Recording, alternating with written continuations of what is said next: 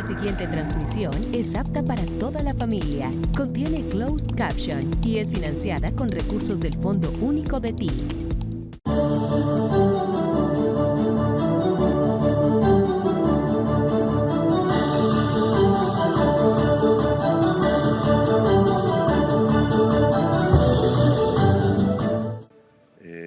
Un saludo a todas y todos los investigadores, jóvenes talentos, estudiantes de maestría, integrantes de semilleros, grupos de investigación y representantes de empresas tecnológicas, aliados estratégicos, organizaciones locales y comunitarias, directora del Departamento Administrativo de la Presidencia y Secretaria General de la Presidencia, Angie Lisset Rodríguez Fajardo, Ministra de Ciencia, Tecnología e Innovación, Ángela Yesenia Olaya, investigadora matemática, es beneficiaria, programas Orquídeas, Jessica Lisset Santos López, investigador, es físico experto en óptica cuántica, asociado a la Universidad de los Andes, Michael o Michelle, bueno, Caracas, docente Universidad del Valle, Omar Calderón, medios de comunicación y en general a todas y todos los asistentes en el día de hoy.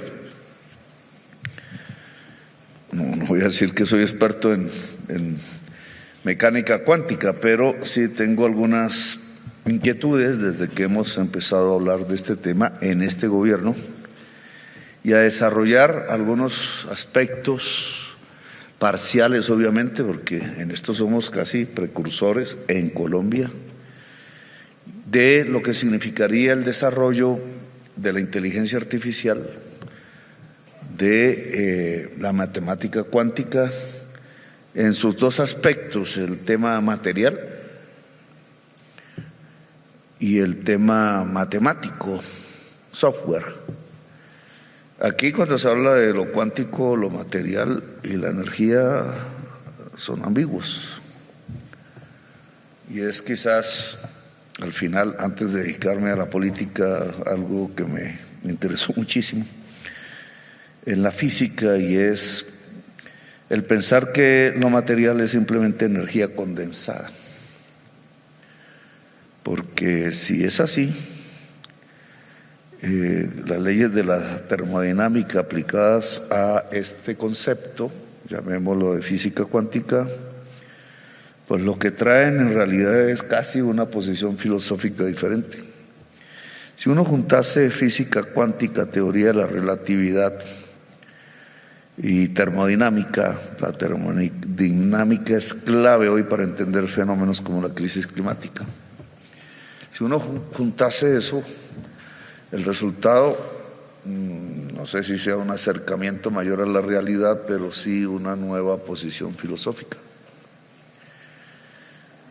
Porque en el fondo la vida sería energía condensada.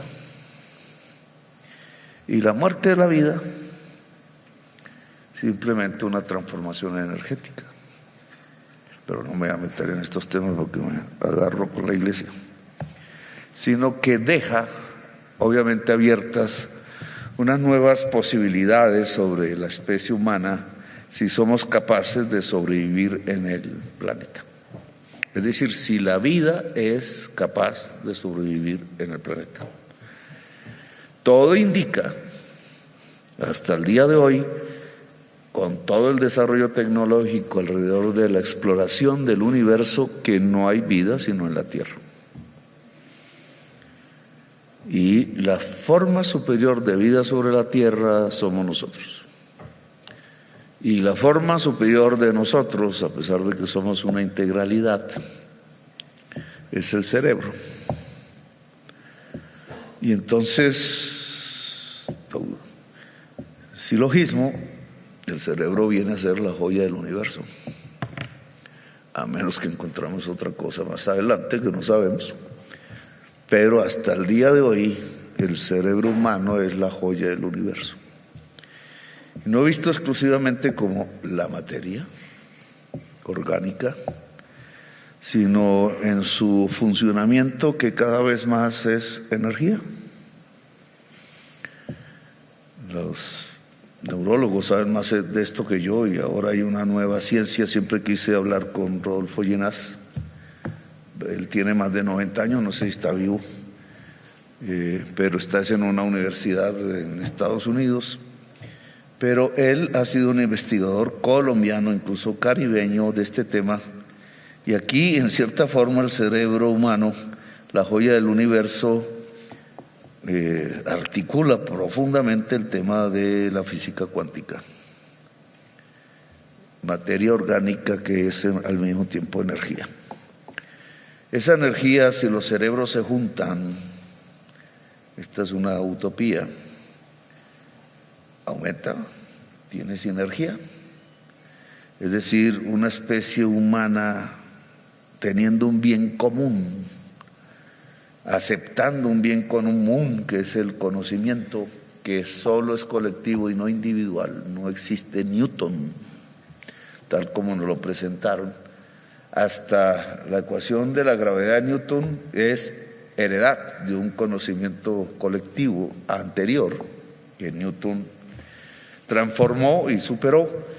Si el conocimiento es colectivo, es el producto de una red cerebral, neuronal podríamos decir, que si es sinérgica, entonces los principales problemas de la humanidad, que siempre tenemos, pero cada vez son mayores, tendrían comienzos de solución para nuevos problemas hacia adelante, es a partir de la acción colectiva humana,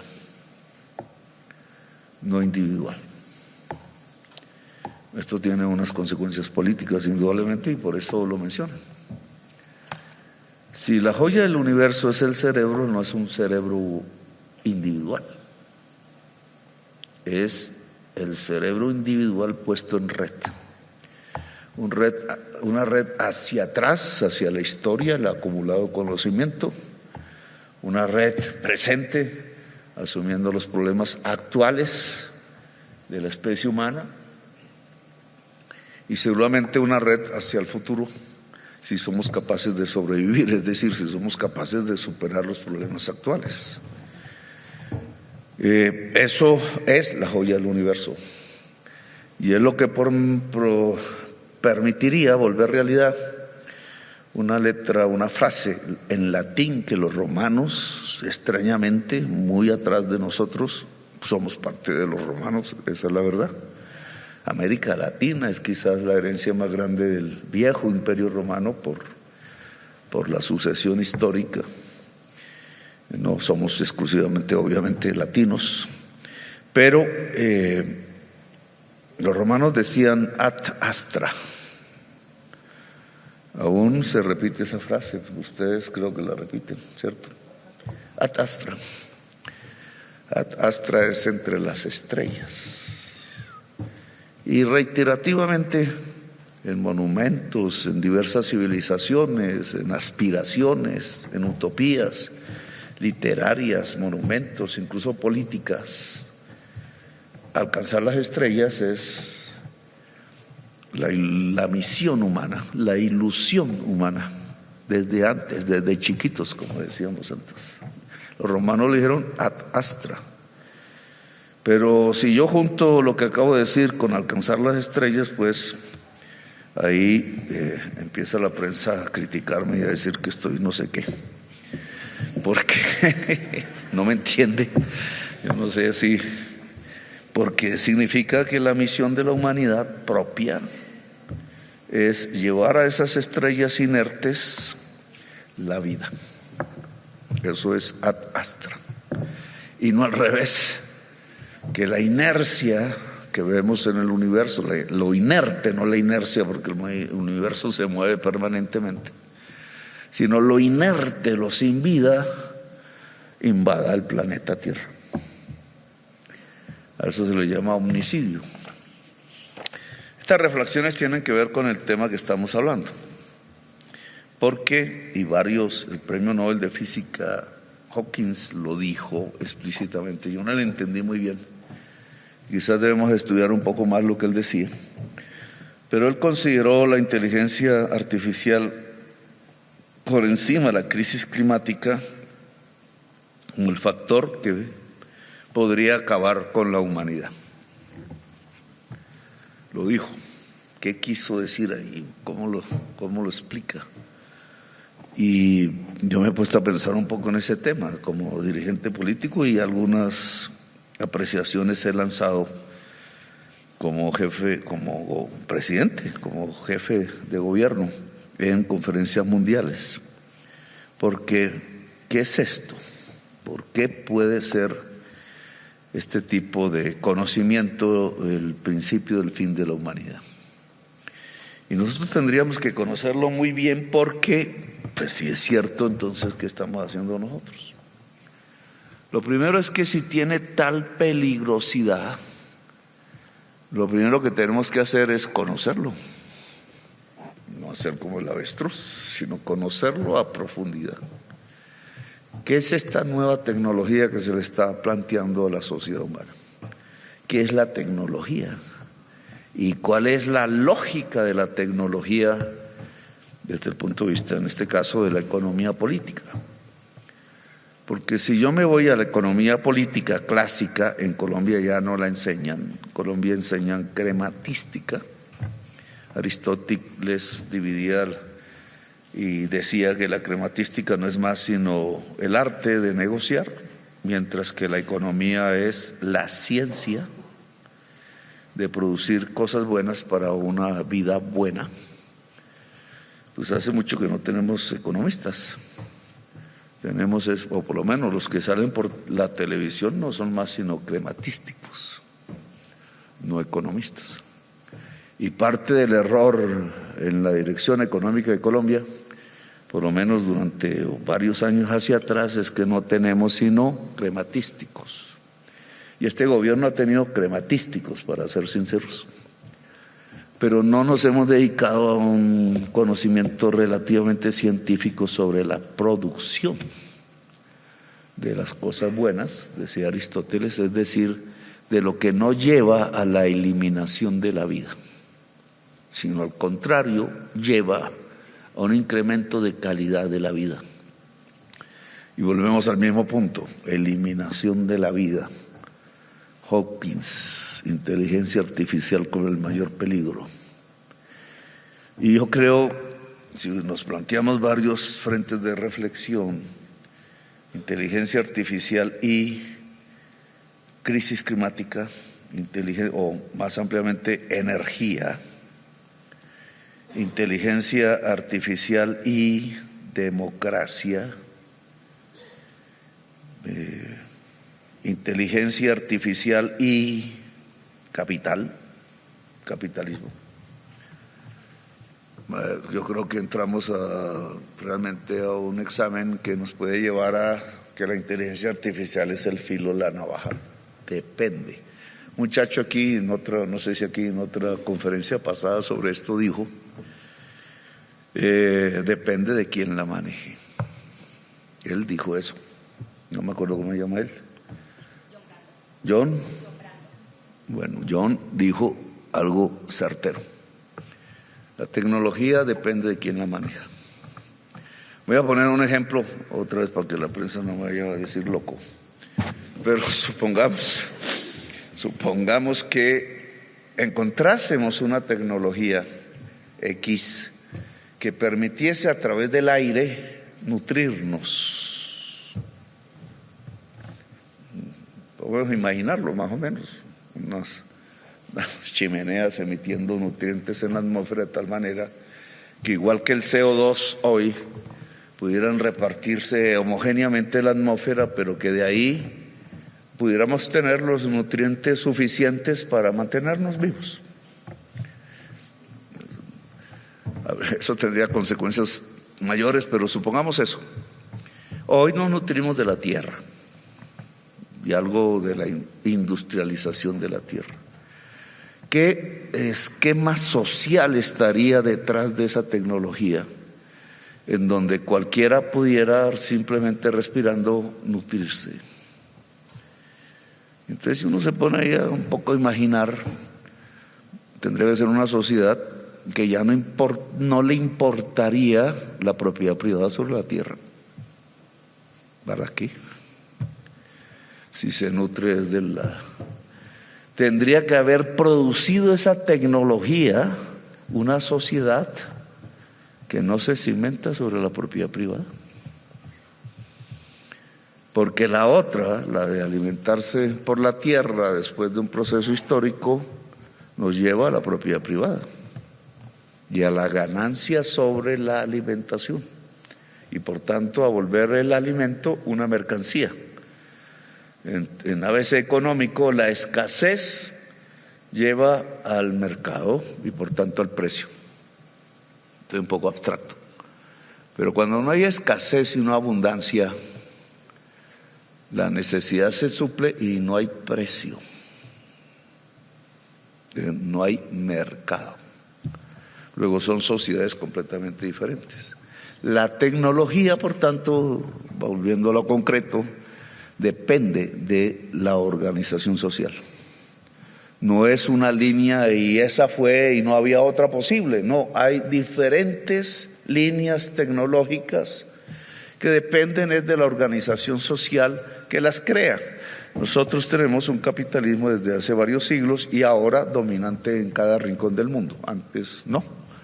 Luego, toda tecnología producida en los momentos contemporáneos se mira desde un prisma que es el capital. Y ese prisma es la ganancia. ¿Aumenta la ganancia o no? En teoría económica clásica, política clásica, el aumento de la ganancia depende de la productividad. Es decir, ¿la tecnología aumenta la productividad o no? Si no aumenta la productividad, para afuera. Puede ser un invento importante, como por ejemplo comer, nutrirse de la atmósfera, pero eso no aumenta la productividad dentro del capital. Solo es pensable en otra lógica social. Luego, este tema de productividad, que se vuelve un imperativo categórico de la lógica del capital, y es lo que hemos visto como el desarrollo tecnológico, todo va en función de aumentar la productividad, es decir, que un trabajador, trabajadora produzca más cosas por unidad del tiempo. Pues entonces la inteligencia artificial y su éxito relativo hasta este momento tiene que ver exclusivamente con que aumenta la productividad de los trabajadores. Aquí pueden haber desarrollos mayores. ¿Reemplaza a los trabajadores? Pues en buena parte sí. Y entonces iríamos a unos conflictos sociales que tendríamos que reconocer previamente. Si va a la calle centenares de millones de trabajadores, hombres y mujeres, los que hacen rutina, los más rutinarios de todos, por ejemplo los periodistas, por ejemplo, pues ya desaparecieron varios oficios que antes existían, una mecanógrafa, mi mamá era mecanógrafa, hoy ¿dónde se emplea? Esos empleos que se volverían centenares de millones, pues saldrían a la calle y volvería el capital a su antigua contradicción, la que siempre tiene, y entonces ¿quién compraría las mercancías que produce el capital? Crisis, sobreproducción, pero sería una crisis global y una crisis mayor que la que todos hemos observado en las crisis pasadas, incluso aún hoy estamos observando una. ¿Cómo se soluciona? Si la inteligencia artificial va a expulsar mano de obra en cantidades gigantescas en todo el planeta, y entonces va a haber un déficit de demanda en el capitalismo y por tanto se van a desplomar las ganancias, ¿cómo se soluciona esa crisis? Y entonces aquí es donde aparece el elemento democracia. ¿Cómo es la inteligencia artificial y la democracia? Yo no voy a dar aquí soluciones, solo estoy dando inquietudes, puntos suspensivos, porque puede haber varios caminos. Uno de esos caminos es ejército cuántico, porque ya no sería como hoy. Ejército cuántico, ya vemos algunas cosas, robots muy rápidos, mucho más eficaces que un ejército, manejados a control remoto de todas maneras, desde las oficinas de Nueva York o de cualquier lugar de poder, atacando por satélite seres humanos con explosivos. y barrería prácticamente cualquier oposición o protesta. Un mundo dantesco, eso no es democracia. Pero podemos verlo hoy en Gaza. Está caminando. Uno puede pensar en otras vías, su expectativa política, y si en vez de sacar a los trabajadores en la calle, las mayores ganancias de productividad que habría se vuelven vía impuesto mundial o otra cosa, una renta ciudadana, como dicen hoy, y entonces el trabajador no sale despedido, sino que sale a gozar de un tiempo libre, social, global, que se financia con la misma productividad de la inteligencia artificial. Entonces no habría el conflicto social, lo que habría es más tiempo libre en los seres humanos en general.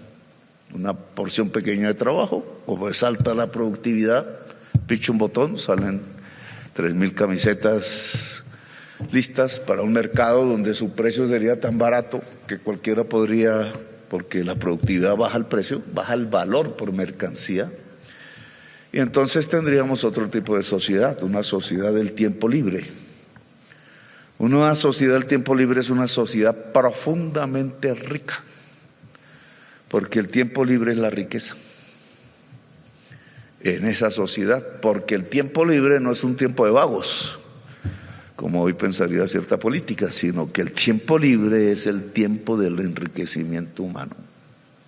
¿Dedicado a qué? A lo que se me dé la gana.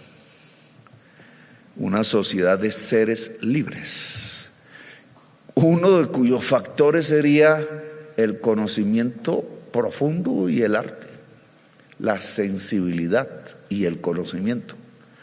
Seres humanos más sabios, déjenme soñar con ese mundo. Luego no se matarían entre sí, porque un ser sabio no se mata con otro.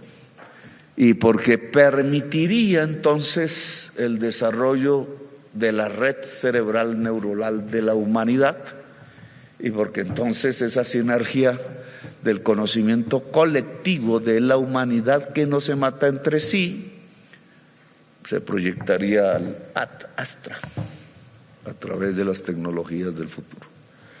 Son dos campos, filo de la navaja, y por tanto la sociedad colombiana hoy, cuando todavía no se ha desencadenado este tipo de procesos, debe conocer de qué se trata la inteligencia artificial. Los europeos lo dicen, pues aquí toca meter el billete en la matemática cuántica, o nos barren, porque la competencia está entre China y Estados Unidos hoy, eso puede variar. Y ahí esa alianza que con Estados Unidos, con China, con no sé qué, eso no es tan romántico. Y hay que escoger. Eso me lo dijeron los jeques de Emiratos Árabes Unidos. Yo poco entendía este tema, me he puesto a estudiarlo. Y es una de nuestras cuitas. Porque quien gane depende de la rapidez. El capitalismo es velocidad. Los tiempos del capitalismo son tan veloces que nos enfermamos de cáncer y de otras cosas. Los tiempos de otras formas de producción pues eran muchísimo más lentos, era caminar. Nuestro cuerpo humano se hizo para eso, quizás correr, pero de ahí a una velocidad de 100 kilómetros por hora, de ahí a una velocidad de 400 kilómetros por hora. Yo me subí a un avión y pasé la velocidad del sonido, usted me llevó. Y entonces, claro, soy de los pocos colombianos que han pasado la velocidad del sonido, pero nuestro cuerpo no tiene que adaptarse, no sé qué, y cada vez es mayores velocidades, no solamente físicas, sino mentales. Pues entonces, este tema de la velocidad se coloca como el instrumento de competencia. ¿Y en dónde se mide esa velocidad? En las matemáticas y en el procesador de las matemáticas. Matemáticas veloces. Y entonces, pues no, yo me acuerdo de mi bachillerato, pero me acuerdo pues, llegamos hasta ver los algoritmos, la factorización de algoritmos. Yo ya no sé hacer esas operaciones, pero me acuerdo que las aprendimos. Y Factorizar algoritmos es volver más simple la fórmula, ¿cierto? Factorizar es volver más simple la fórmula. Por tanto, más rápido y mental. Pues ahora esto que llaman matemáticas cuánticas tiene que ver no solo con el movimiento de las partículas vistas como energía, y por tanto no sé si acordamos del movimiento browniano. Puedes coger para acá o para allá. Luego, ¿cuál fórmula matemática es exacta para el movimiento browniano? Ninguna matemática exacta. La matemática exacta no sirve. Tiene un 50 probabilidad para moverse allá, tiene un 50 de probabilidad para moverse allá, como tirar una moneda con el mismo peso por ambos lados. Y por tanto, la nueva matemática es probabilidad pura y simple. Probable, no exacto. Y estas matemáticas que ya se mueven sobre la base de la probabilidad, reconociendo que la naturaleza no es exacta, que la naturaleza y la vida y lo inerte se mueve, y que se mueve de manera dialéctica, y disculpen que meta esta palabra, porque yo estudié mi dialéctica como joven revolucionario. Los revolucionarios somos dialécticos, clásicamente dialécticos. Pero cada vez que entra un tema de estudio nuevo al transcurrir mi vida, lo que encuentro es dialéctica y dialéctica y dialéctica. Entonces, Freud es un dialéctico. Bueno, también me dijeron que estaba loco cuando hablé de Freud, cuando habla de eros y tánatos al mismo tiempo. Al mismo tiempo, en cada ser humano, un eros y un tánatos. Vida y muerte al mismo tiempo. Eso es dialéctica. Y ahora, cuando uno examina esto de la matemática cuántica, incluso puedes estar vivo y muerto al mismo tiempo. Y es física cuántica. Puedes estar muerto y vivo al mismo tiempo. Eso se llama dialéctica. Un fluido a partir de las contradicciones, y la contradicción no es más sino unidad de los contrarios. Eso me lo enseñaron como en cuarto bachillerato. Maestro Heráclito, maestro Lao Tse, maestro Hegel, y después la izquierda lo asumió como su filosofía. Pero no que vengo a hacer aquí política, sino si esto es así, entonces indudablemente la inteligencia artificial tiene los dos contrarios. Te puede llevar a la extinción o puede proyectar la humanidad ad astra. Depende quién la tenga. Si la tiene el capital bruto, en mi opinión, nos lleva a la extinción. Porque no solo juntemos el tema democracia, sino el tema crisis climática. La inteligencia artificial lleva a mayores niveles de ganancia. Mayores niveles de ganancia por incremento de productividad puede llevar a mayores niveles de desempleo bajo el capital. Por tanto, a crisis política, social y económica, revoluciones y represiones. Las represiones también serán cuánticas. No tenemos ni idea de hoy. La lucha de clases, dice un español, se desarrolla en las matemáticas. Si los obreros y el movimiento obrero no saben lo que estoy hablando, lo van a aplastar. Se desarrolla el conflicto de clases en las matemáticas, y puede ser a favor de unos o de otros, o incluso hacer un salto dialéctico y superar los contrarios. Es decir, dejar de que existan trabajadores y empresarios, y tenemos otra sociedad de seres libres, ad astra. Puede ser, puede que no. ¿Qué pasa con la energía y la inteligencia artificial hoy? ¿Necesita agua? Sí. Los megacomputadores, los computadores cuánticos necesitan agua. ¿Necesita energía? Más que nuestras formas tradicionales de uso de la energía, sí. La inteligencia artificial da un salto de consumo de energía y de agua. Por tanto, si hacemos cálculos, hoy son posibles, pero si esto crece y crece, entonces, ¿qué pasa con el agua y qué pasa con la energía? Tiene que ser un agua hasta el día de hoy, todo esto puede variar, súper pura, ¿cierto?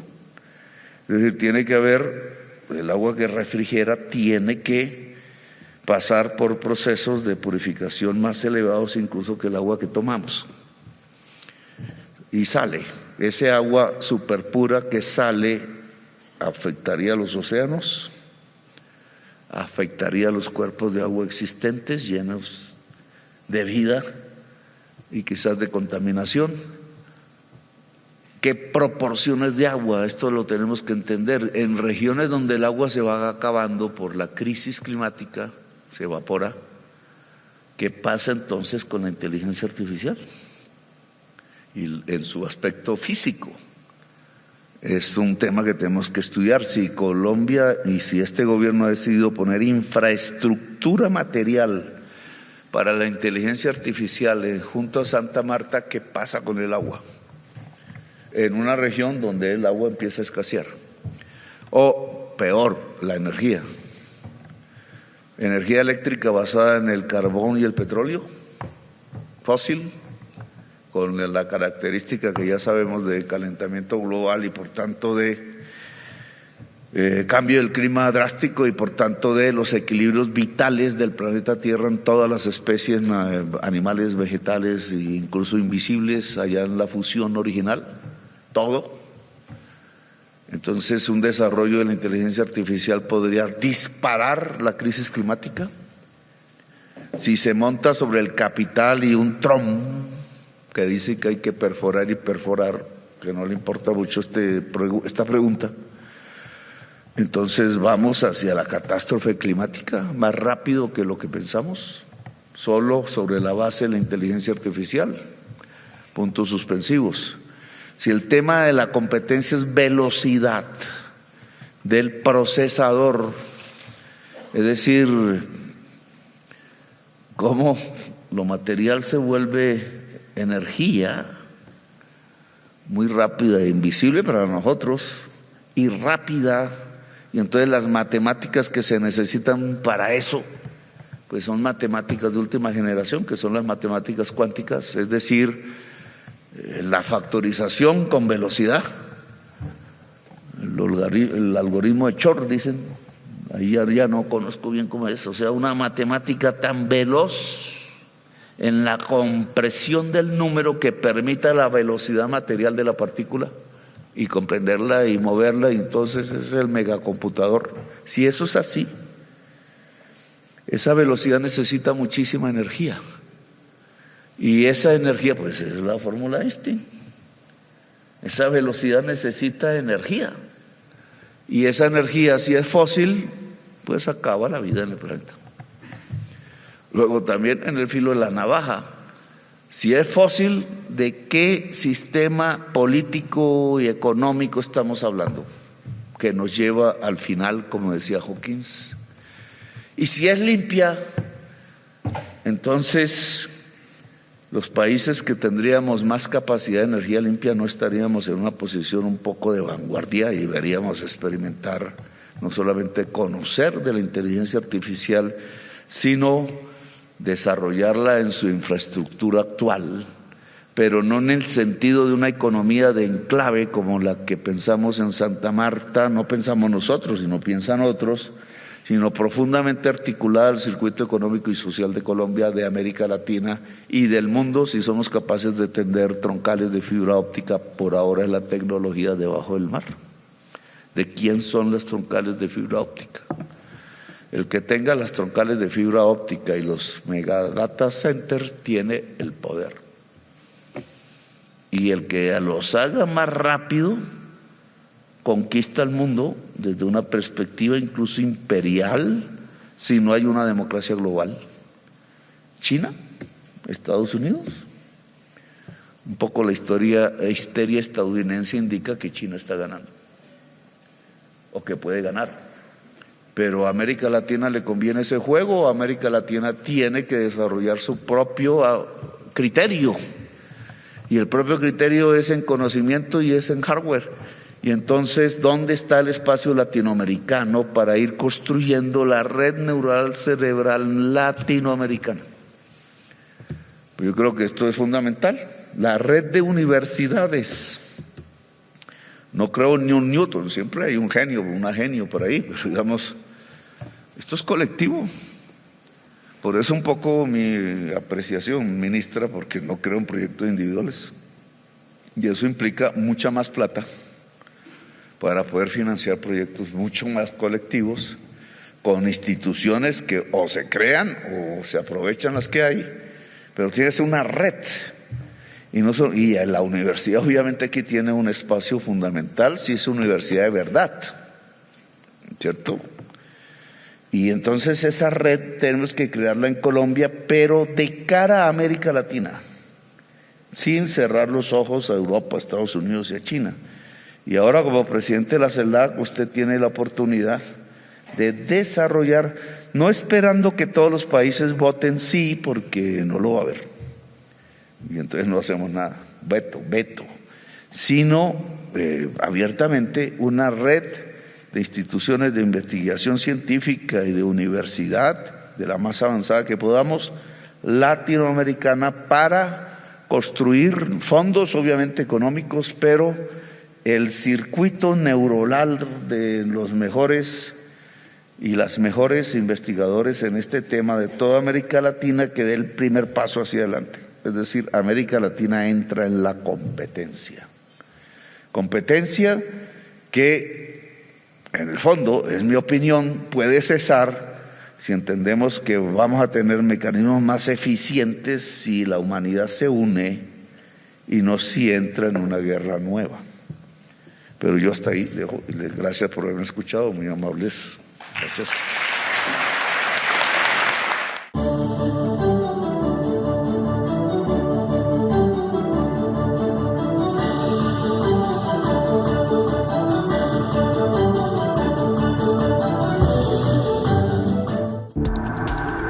Este contenido fue financiado con recursos del Fondo Único de TIC.